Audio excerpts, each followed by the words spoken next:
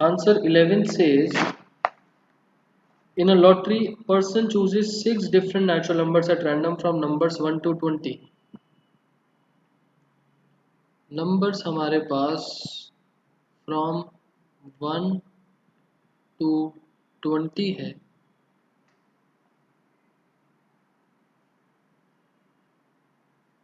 Person chooses 6 different numbers. मतलब out of total 20 we are selecting 6.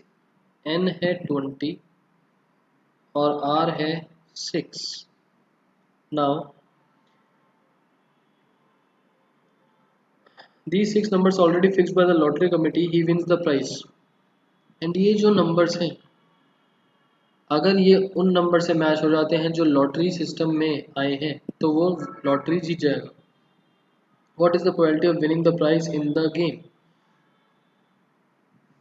तो उसके जीतने के क्या चांसेस हैं? अब हम जनरली जो लॉटरी निकालते हैं, जो 6 डिजिट्स हैं 1 2 3 4 5 6, एग्जैक्टली सेम नंबर बने तो हम बोलते हैं कि we win the lottery.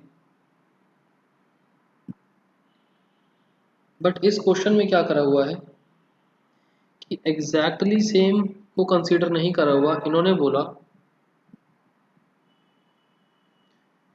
these 6 numbers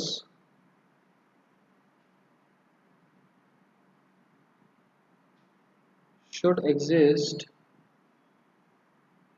irrespective of their order.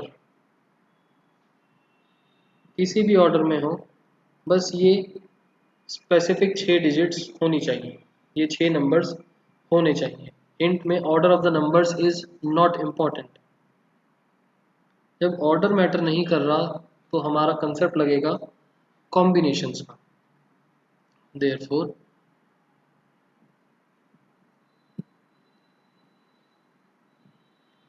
Total outcomes कितने पॉसिबल हैं? Out of 20 we are selecting 6 at most at a time.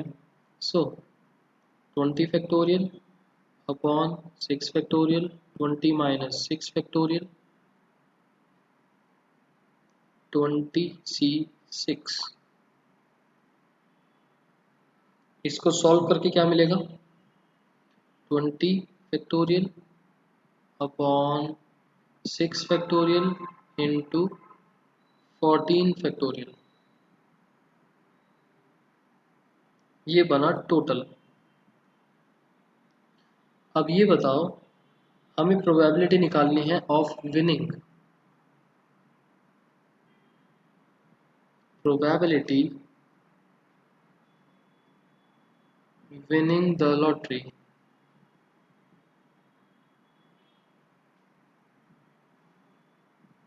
Favourable outcomes कितने बनेंगे?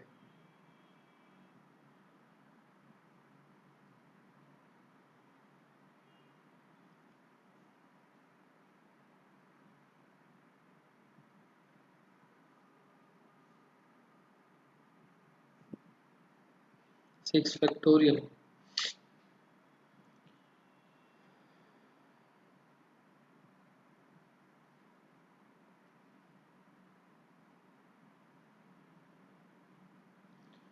सिद्धार्थ 6 फैक्टोरियल तब लगता जब अरेंजमेंट्स मैटर कर रही हो. 465120, ये क्या है? इतना बड़ा तो नहीं बनना चाहिए. फेवरेबल बनेगा 1 divided by 20 factorial, 6 factorial, 14 factorial. एक ही तो चांस बनेगा जीतने का, एक से ज़्यादा कैसे बन जाएगा?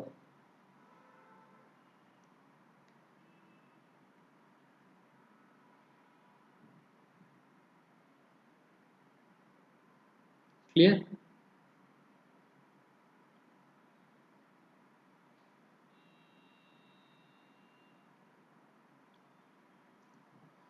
जल्दी बताओ, क्वेश्चन क्लियर?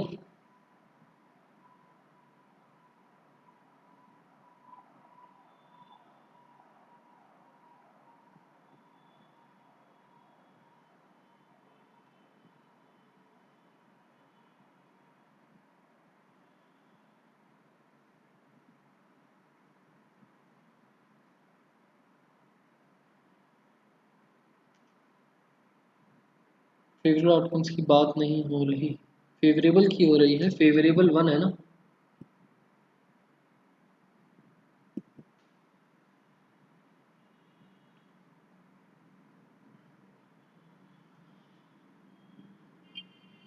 6 into 3 18 और 5 into 4 20 और 2 से कट हुआ तो 16 बन गया 8।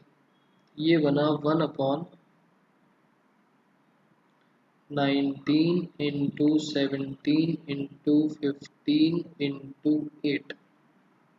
आंसर इज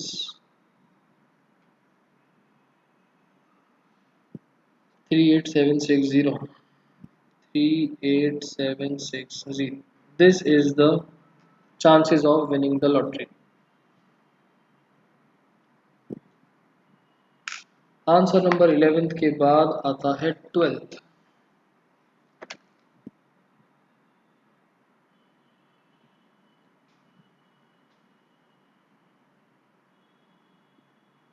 अगर आता है नॉट विनिंग तो टोटल को 1 में से माइनस कर दो। Total chances is 1, 1 minus 1 upon 38760।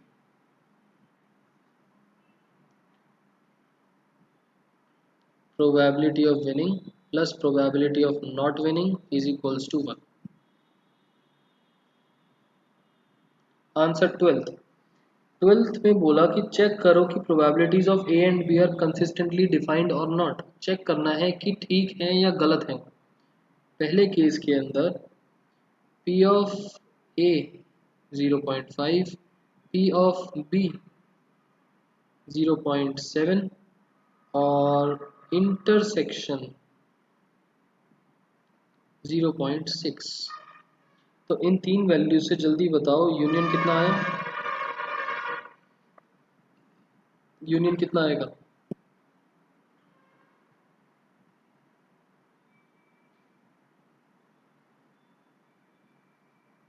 अगर हिंट नहीं देते तो क्वेश्चन सॉल्व हो पाता स्मृति, फिर गलत हो जाता क्योंकि ना जनरली हमारे माइंड में लॉटरी को लेके ऐसा चलता है कि स्पेसिफिक सीक्वेंस होनी चाहिए कि अगर 1 2 3 4 5 6 नंबर सेट है तो यही होना चाहिए एग्जैक्टली। बट क्वेश्चन में बोला वो 1 2 3 4 5 6 हो, 6 4 5 4 3 2 1 हो, कुछ भी हो, ऑर्डर मैटर नहीं करना।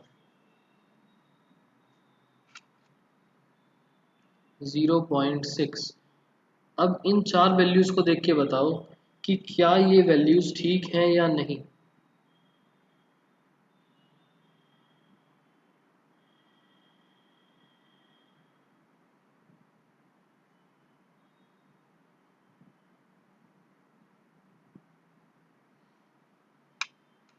नो रीजन, रीजन क्या दोगे।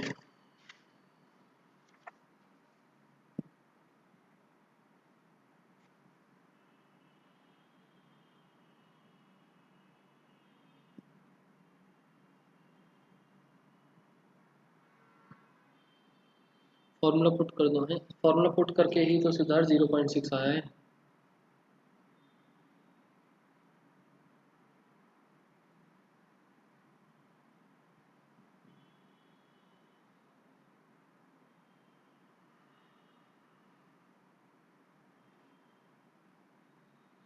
Union is less than individual, ठीक है। पहली बात, यूनियन पी ऑफ बी से छोटा है। नो, पहली चीज तो जो हमारा यूनियन है वो छोटा हो गया पी ऑफ बी से, ये नहीं पॉसिबल। दूसरा, जो इंटरसेक्शन है वो हमारा पी ऑफ ए से बड़ा है। ऐसा भी कैसे पॉसिबल है, इंटरसेक्शन सेट से ही बड़ा, ठीक है। सो ये ना निकालते तो भी आप इस बेसिस पर उसको फॉल्स बोल सकते हो।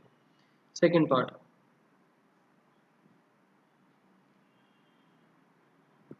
सेकंड पार्ट है P of A 0.5, P of B, P of B है 0.4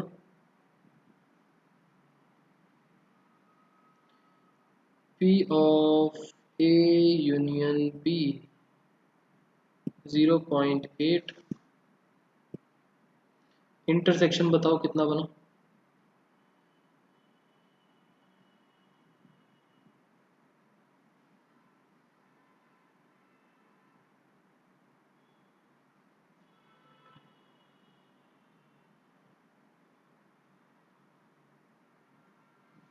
0.1।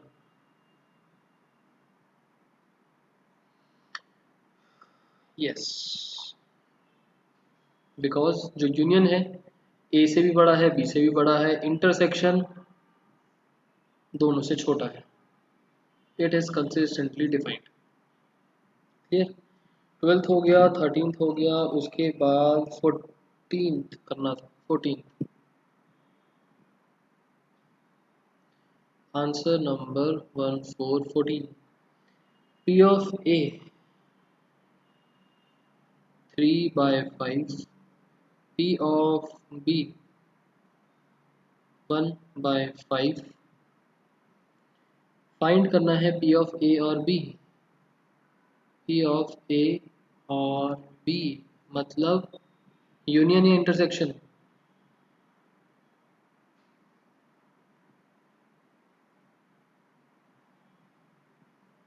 if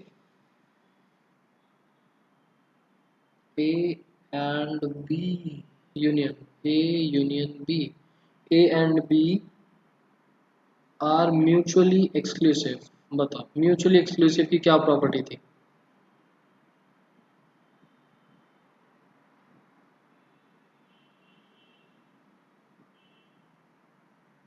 म्यूचुअली एक्सक्लूसिव का मतलब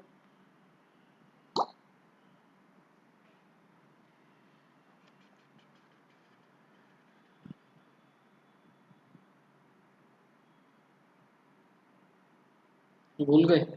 नथिंग इन कॉमन।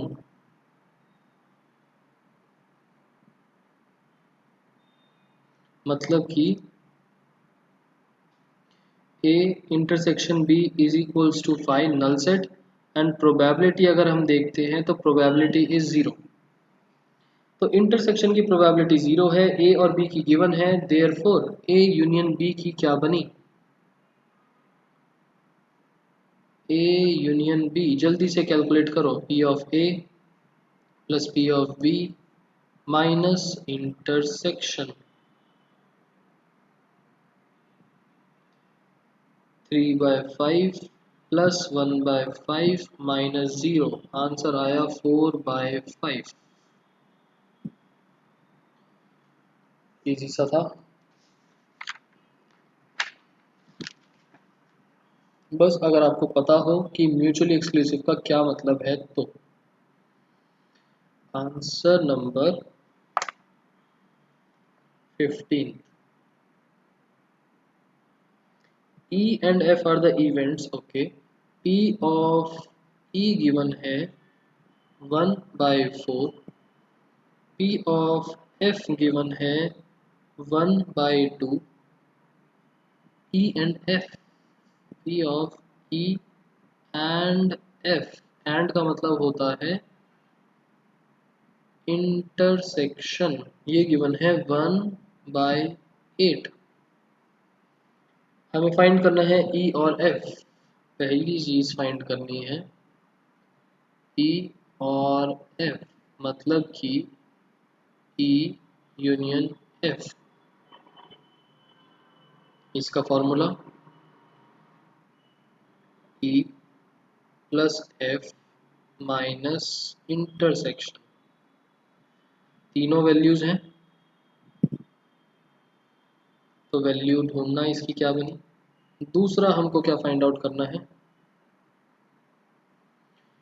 दूसरा हमको फाइंड आउट करना है not E and not F। Okay, not E and not F।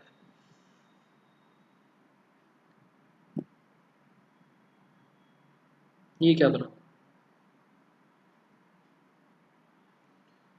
जिन लोगों ने सेट्स के अंदर कॉम्प्लीमेंट्री इवेंट वाला कर रखा है जल्दी से आंसर बताओ, बनेगा क्या मतलब? अच्छा, मैं जो लिख रहा हूँ वो ठीक है या गलत वही बता दो बस।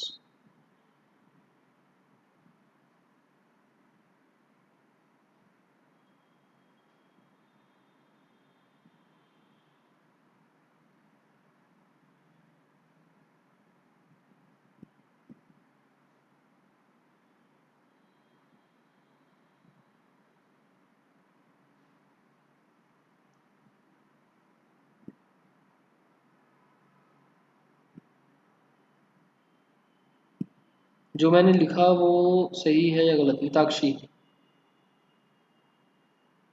स्मृति ने यही लिखा है, गौरी करेक्ट बोल रही है, निताक्षी करेक्ट, संज्ञा ऊपर। ऊपर का जो भी आंसर आएगा, देखो कैलकुलेशन मैं आपके ऊपर छोड़ रहा हूँ। कैलकुलेशन मिस्टेक, मतलब मिस्टेक क्या, मतलब कैलकुलेशन आप लोग कर सकते हो, वैल्यूज डालनी है बस, डाल लेना अपने आप। कंसेप्ट बताओ।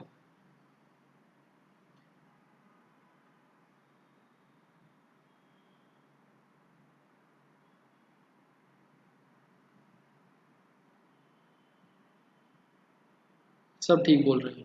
निताक्षी, जो आपने बोला कि और नहीं होगा क्लॉज कॉम्प्लीमेंट कर रहे हैं, फिलहाल जब हम होल कॉम्प्लीमेंट देखेंगे उस टाइम पर हम इसको और लेके चलेंगे। अभी तो इंडिविजुअल है ना, इंडिविजुअल के बीच में एंड का मतलब इंटरसेक्शन, जब होल में लेके जाएंगे अब ये और बन गया।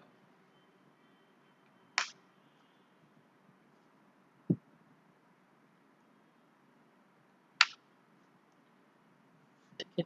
सो एक दो बच्चे जिन्होंने सेट्स के अंदर कॉम्प्लीमेंट्री इवेंट्स वाला नहीं करा था, प्रोबेबिलिटी में इसको ज़रूर कर लेना, बाय चांस आ गया तो।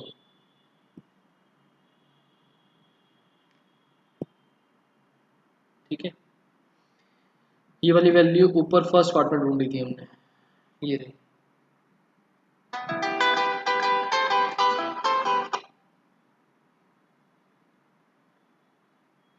चले आगे। Last step repeat. लास्ट, इसका मतलब एक तरीके से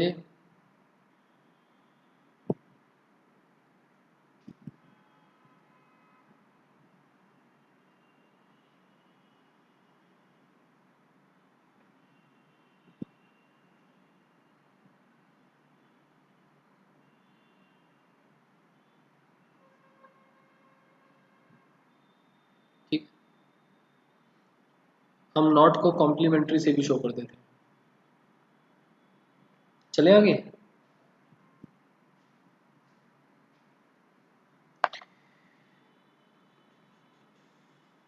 जैसे मैंने यहाँ करा ना, नॉट ई था तो ई डैश लिख दिया। 16,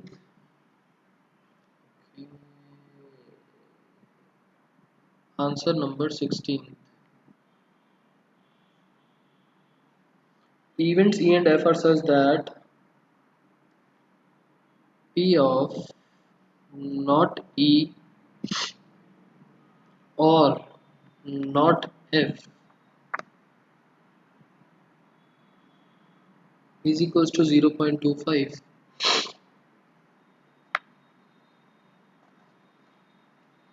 ये आपको गिवन है। Check E and F are mutually exclusive or not, means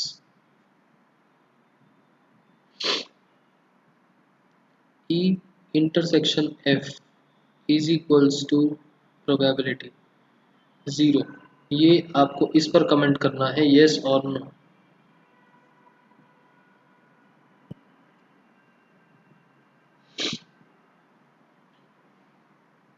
yes और नो बताओ। यस,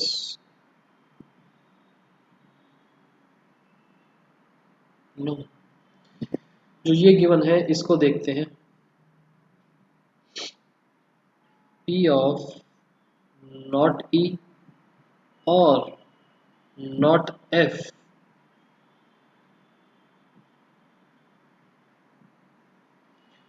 होल में लेके जाएंगे कॉम्प्लीमेंट को तो बीच का साइन उल्टा हो जाता है, प्रोबेबिलिटी ई इंटरसेक्शन एफ का होल कॉम्प्लीमेंट। ये चल रहा है 0.25, 0.25।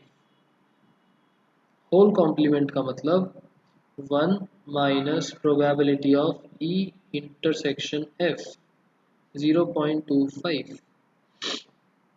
तो इंटरसेक्शन कितना आ गया 0.75। नो,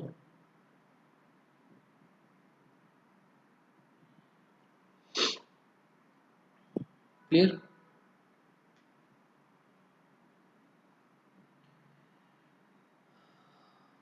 16th हो गया, 16th के बाद 17 आप लोगों ने कर लिया होगा, उसके बाद सारे 18, 19, 20, 21।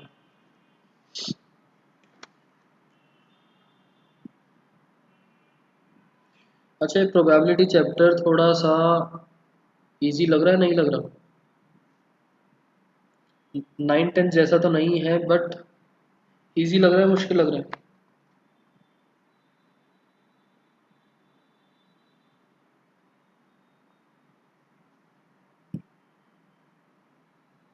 ठीक है, बहुत इजी। एवरेज मुश्किल ही है।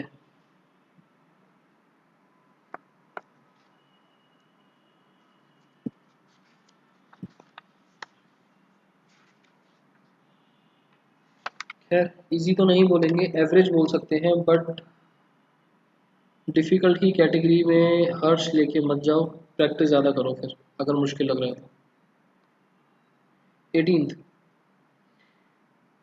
मैथ्स और बायोलॉजी।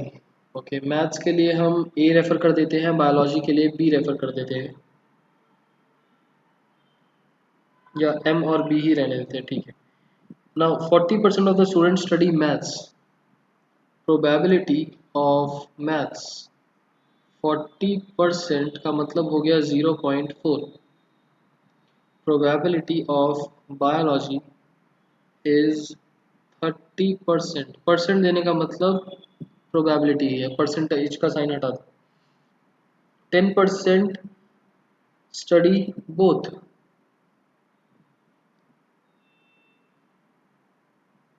बोथ का मतलब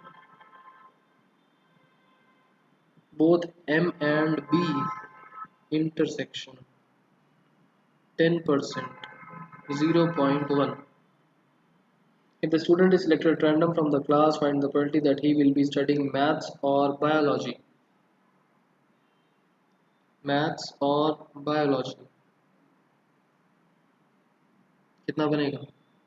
0.4 प्लस 0.3 माइनस 0.1, 0.6। क्लियर? 19। अच्छा, इतना स्ट्रेट फॉरवर्ड आंसर मत देना। Let M be the set of student studying maths, let B be the event that student studying biology. उसके बाद स्टेटमेंट्स वगैरह लिख के ठीक से लिख देना, लास्ट में कंक्लूजन। यहाँ पर फॉर्मूला आएगा पूरा का पूरा, फिर वैल्यूज आएंगी, फिर वैल्यू आएगी यहाँ पर, और लास्ट में कंक्लूजन। 19th एक एंट्रेंस टेस्ट है, graded on the basis of 2 examinations. Probability of randomly chosen student passing the first examination is 0.8। Probability of first examination 0.8। Probability of passing second examination 0.7। probability of passing at least one of them, at least one of them, at least one of them का मतलब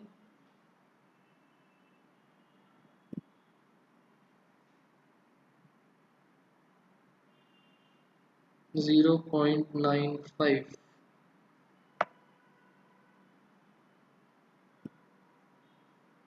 what is the probability of passing both? at least one का मतलब बताओ। Union at least one का मतलब या तो E1 हो गया या E2 हो गया या दोनों हो गए। मतलब कि यहाँ पर यूनियन बोल ये नहीं, E1 यूनियन E2 0.95 हमें कैलकुलेट करना है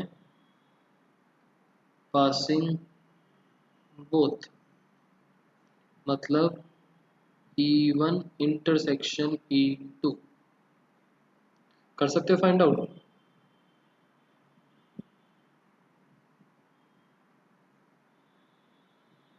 E1 plus E2 minus union.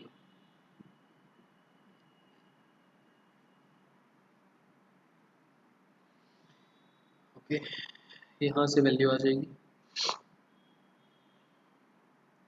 Next 20th, ये आप लोगों को समझ में नहीं आया था, देखते हैं answer number 20। Probability that a student will pass the final examination in both English and Hindi is 0.5. Probability of passing both English and Hindi, मतलब E intersection H is 0.5। दूसरा, probability of passing neither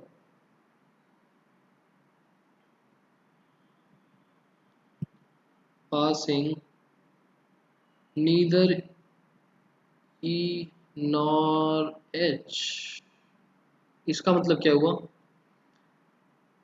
not E not H,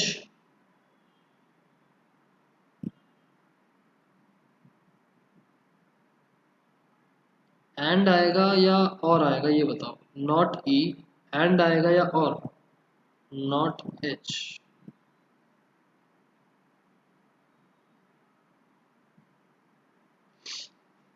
सो एक चीज का ध्यान रखना, इसी वजह से आपकी गलती हो रही होगी। ईदर और वाले केसेस में और आता है मतलब यूनियन, नीदर नॉर का मतलब होता है एंड, मतलब इंटरसेक्शन। नीदर नॉर, ना ही ए ना ही बी, और थोड़ी आ रहा है बीच में, ए भी नहीं है एंड बी भी नहीं है। ऐसे थोड़ी बोलते कि ए नहीं है या फिर बी नहीं है। नीदर नॉर में ना तो ए ना ही बी, दोनों में से कुछ नहीं है, दैट मीन्स एंड आ रहा है बीच में। ईदर और में और आ जाता है कि या तो ए या तो बी, यहाँ आता है एंड। ये हमें गिवन था, लास्ट में लिख लेंगे, ई dash intersection H dash, E union H का डैश 1 माइनस यूनियन। ये गिवन है, ये गिवन है हमको 0.1, 0.1।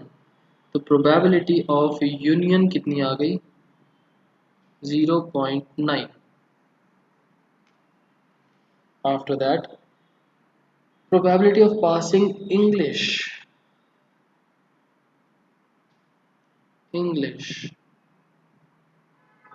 0.75। प्रोबेबिलिटी ऑफ पासिंग हिंदी निकालनी है, पासिंग हिंदी मतलब कि क्या बनेगा फॉर्मूला? कॉम्प्लीमेंट है, डिलीट है। सिद्धार्थ अब सेट्स के अंदर तो बोल रखा है, प्रोबेबिलिटी के अंदर कुछ नहीं बोल रखा। अब बाकी स्कूल के टीचर भी डिपेंड करते हैं आपके।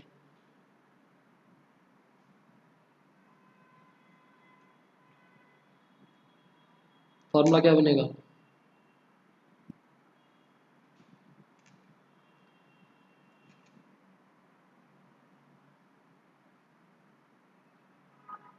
Union plus intersection minus English.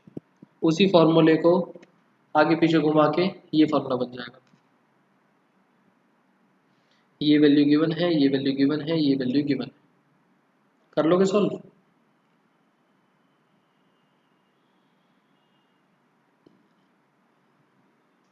चलो नीदर नॉर का क्वेश्चन था, नहीं आया समझ, कोई बात नहीं। 21 में भी नीदर नॉर है क्या?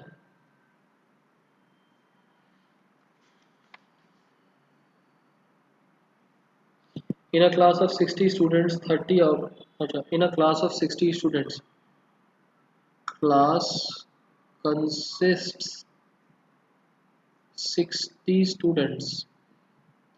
सिर्फ इतनी स्टेटमेंट पढ़ के क्या आप जज कर सकते हो कि ये यूनियन है या यूनिवर्सल है?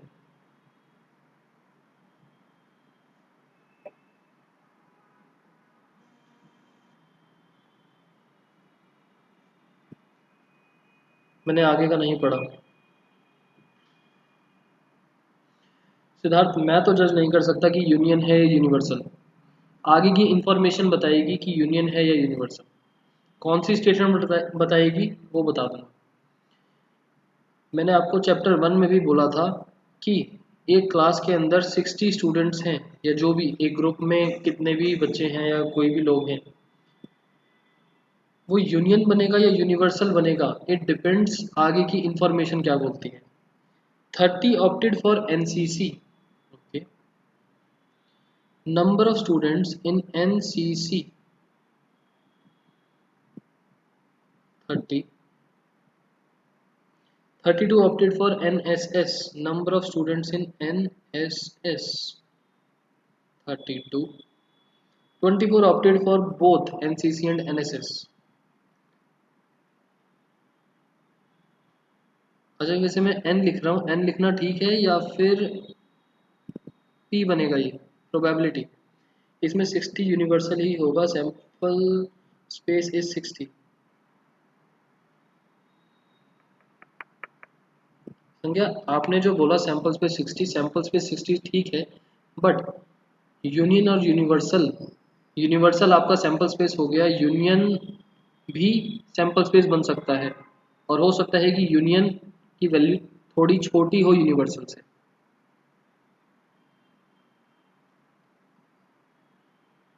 ठीक है, एन ठीक है, पी नहीं आएगा। नंबर दे रखे हैं ना, नंबर ऑफ स्टूडेंट्स, प्रोबेबिलिटी थोड़ी दे रखी है। परसेंटेज बोल रखी हो तो प्रोबेबिलिटी बनेगा, प्रोबेबिलिटी वर्ड बोला हो तो प्रोबेबिलिटी बनेगा, but number of students they रखे हैं,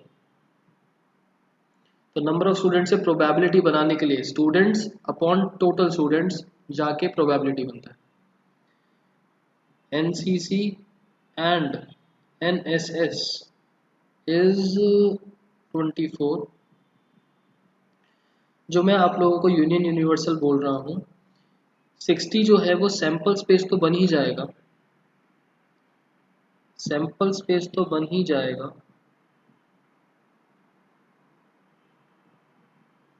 यूनिवर्सल भी बन ही जाएगा, बट क्या यूनियन और यूनिवर्सल सेम होगा या नहीं, मेरा क्वेश्चन वो था। यूनियन या तो यूनिवर्सल बन जाएगा या फिर यूनिवर्सल से थोड़ा छोटा। अगर नॉट वाले केसेस हैं कि कोई बच्चा एनसीसी और एनएसएस दोनों में नहीं है, तो यूनियन थोड़ा छोटा बन जाएगा। आगे देखते हैं। If one of the student is selected at random, find probability. First, student opted for NCC और एनएसएस। ये तीन वैल्यूज गिवन है। अब हमें फाइंड आउट क्या करना है। ये टिक जो है वो एन के लिए है, एन ठीक है। फाइंड, पहली चीज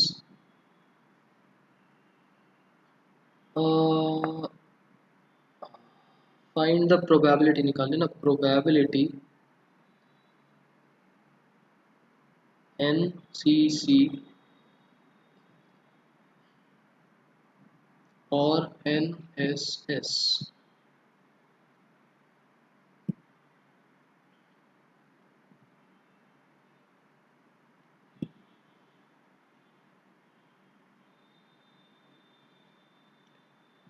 इसका क्या फॉर्मूला बनेगा देखते हैं।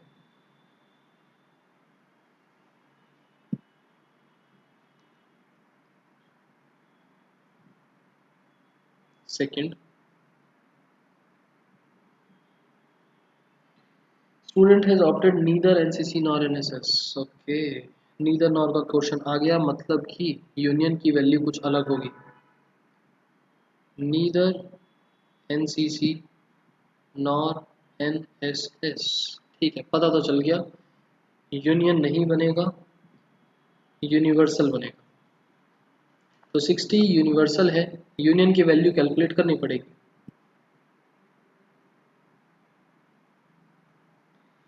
एनसीसी एनएसएस, अच्छा वैसे भी आप देखो, हमें ए इंटरसेक्शन बी गिवन है और इसको फॉर्मूले में डाल के देखो तो 60 नहीं बनता, तो ऑब्वियसली बात है कुछ अलग बात होगी। यहाँ से यूनियन की वैल्यू क्या आएगी, N of NCC union NSS कितना आएगा,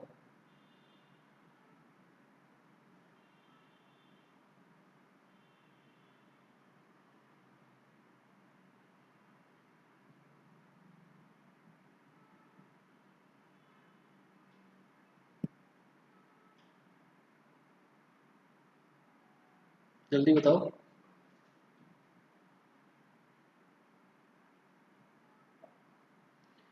38, ठीक है, सही बोल रहे हो आप लोग शायद, पक्का ना वैसे, 62, तो ठीक है 38 ना। नंबर ऑफ स्टूडेंट्स जो एनसीसी और एनएसएस में नहीं है वो कितने होंगे, इसका मतलब है नीदर एनसीसी ना ही एनएसएस, जो यूनियन के बाहर लाई कर रहे हैं। 60 माइनस 38, 22, इतनी चीजें क्लियर सबको।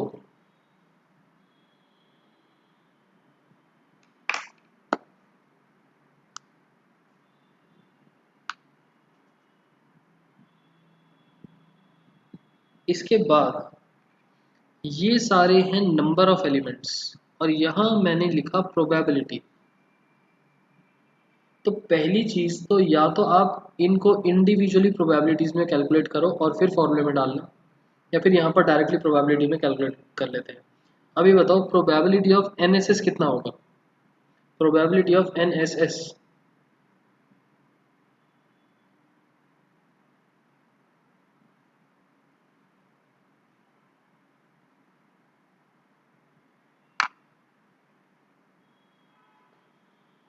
Not clear.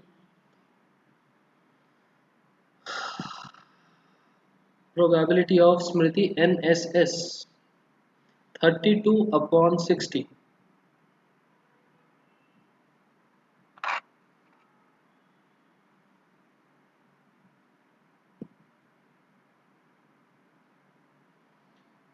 यहाँ बनेगा प्रोबेबिलिटी ऑफ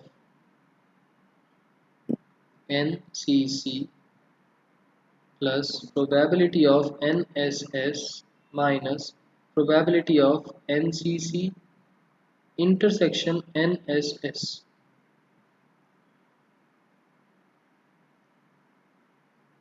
एनसीसी की प्रोबेबिलिटी, एनसीसी में है 30 स्टूडेंट्स और टोटल हमारे पास है 60 स्टूडेंट्स, प्लस एनएसएस में हमारे पास है 32 स्टूडेंट्स और टोटल है 60 स्टूडेंट्स, माइनस इंटरसेक्शन में हमारे पास है 24 स्टूडेंट्स और टोटल में है 60 स्टूडेंट्स। एलसीएम लेंगे 60 का, 30 प्लस 32 माइनस 24, वैसे तो यूनियन हमने कैलकुलेट कर रखा था 38, बट प्रोबेबिलिटी है ना, तो 38/60 हम डायरेक्ट भी लिख सकते थे, 38 और टोटल में 60, और इस तरीके से इंडिविजुअल प्रोबेबिलिटीज कैलकुलेट करके इस तरीके से भी लिख सकते हैं, 38/60 को सिंप्लीफाइड फॉर्म में लिख देंगे।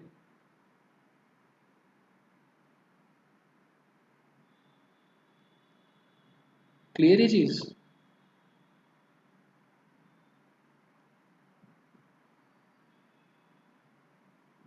समझे ये क्या लिखा आपने?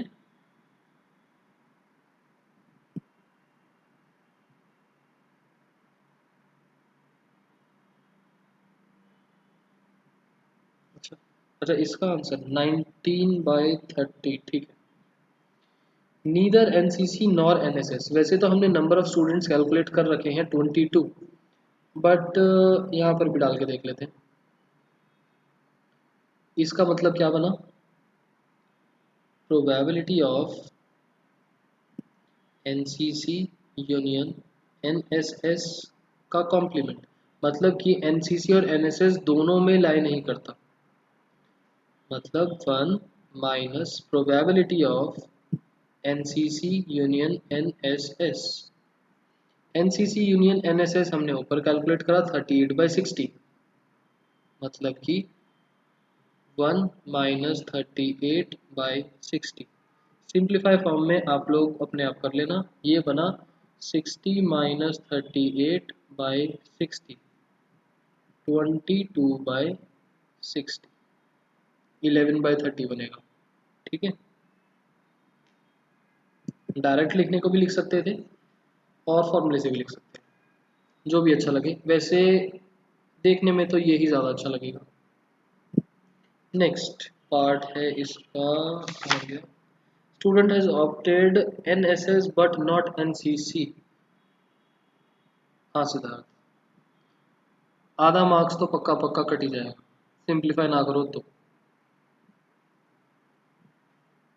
प्रोबेबिलिटी के अंदर फ्रैक्शंस में आंसर देना है, डेसिमल्स में नहीं लेके जाना। अगर फ्रैक्शंस चल रही हैं टेढ़ी मेढ़ी, क्वेश्चन में अगर डेसिमल्स हैं तो डेसिमल्स में करो, अदरवाइज फ्रैक्शंस में आंसर और सिंप्लीफाइड फॉर्म में। Probability N S S but not N C C, ये क्या बन जाएगा? एन एस एस है बट एन सी सी नहीं है।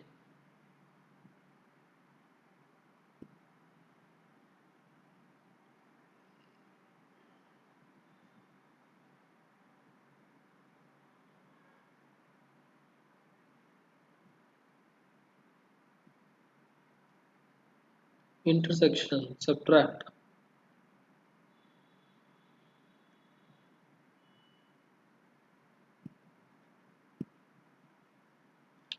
Probability N S S minus N C C, number of elements नहीं, अगर सेट होता तो हम एलिमेंट्स हटा देते, बट अब प्रोबेबिलिटी कैलकुलेट कर रहे हैं या नंबर ऑफ एलिमेंट्स कैलकुलेट कर रहे हैं, तो ये बनेगा probability of N S S minus probability of N S S intersection N C C.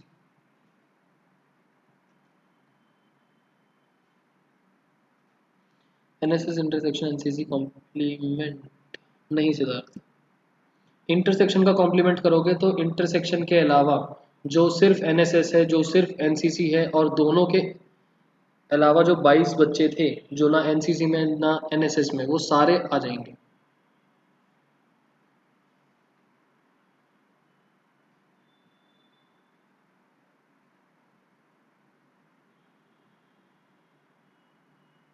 Third part में हमको ये चाहिए उसे,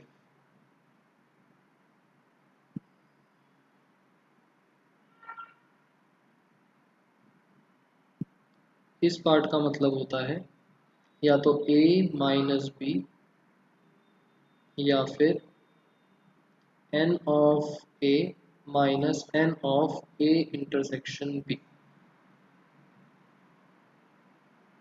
अगर नंबर ऑफ एलिमेंट्स देखोगे तो इंटरसेक्शन माइनस होता है, और अगर सेट बना के दे रखे हैं अंदर एलिमेंट्स हैं तो ऐसे सेट माइनस हो जाते हैं। Okay, so probability of N S S आएगा 32/60 माइनस इंटरसेक्शन 24/60, ये बना 8/60।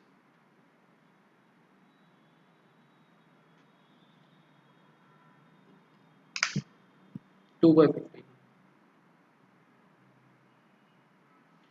क्लियर?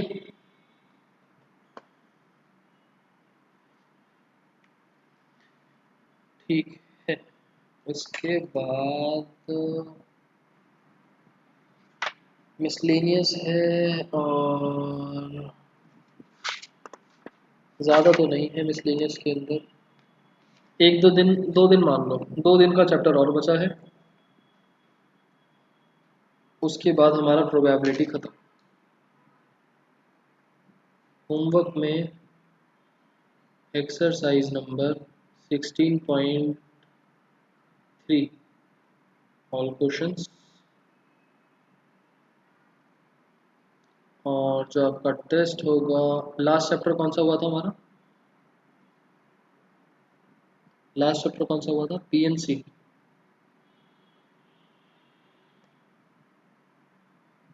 पीएनसी और ट्रिगो।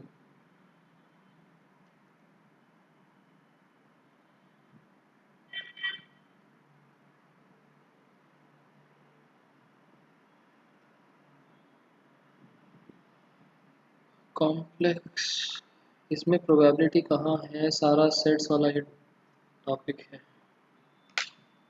हर्ष हो तो इस एक्सरसाइज में थोड़े से सेट्स के क्वेश्चन आ गए। आप मिसलिनियस उठा के देखो, मिसलिनियस के अंदर ज़्यादा नहीं मिलेंगे, और थोड़े बहुत वो वाली टॉपिक्स भी रिलेट हो ही रहे जो मैंने आपको कल क्वेश्चंस करवाए थे, उन सब में था क्या सेट्स? अच्छा,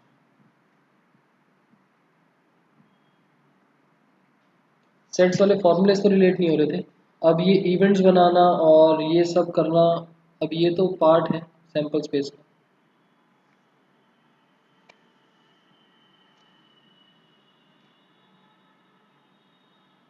कॉम्प्लेक्स नंबर भी दे दूं टेस्ट में?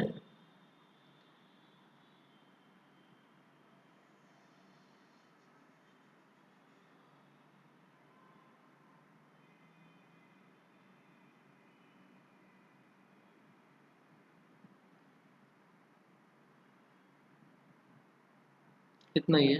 बाकी संजय, अगर आपका यूटी है और वो भी मंडे को ही है, तो टेस्ट में देने का क्या फ़ायदा? चेक तो हो ही नहीं पाएंगे वो क्वेश्चंस। आप वैसे प्रैक्टिस करो, एंड कुछ डाउट्स आते हैं तो मेरे को बता देना। जो डाउट्स हैं वो डाउट्स बता देना।